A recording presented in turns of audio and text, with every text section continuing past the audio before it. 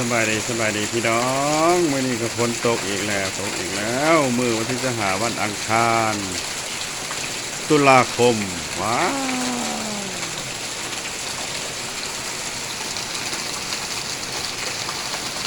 ตอนเช้าว่ายังไปหันไปนี่ไปบ่ได้แล้วบัดนี้ฝนตกตอนนี้โลด ตกเดียวนี่โลดตกแล้วตกแ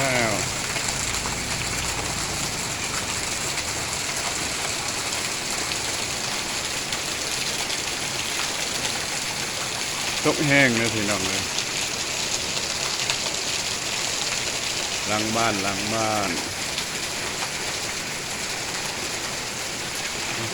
ต้นมะพร้าว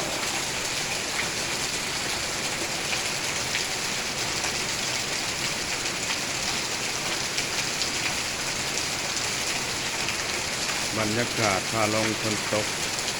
ก็ประมาณนี้ละ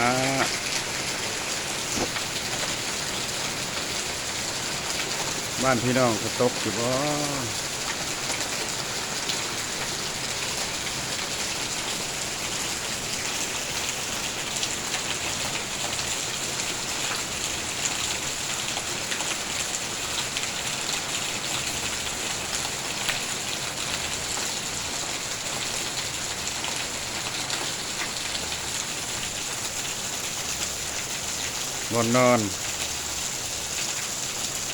นอนเย็น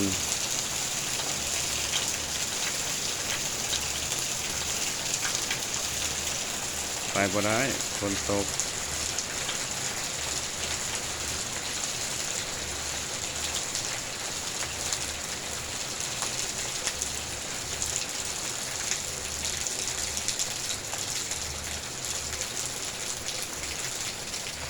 นี่ห่วยแน่เลย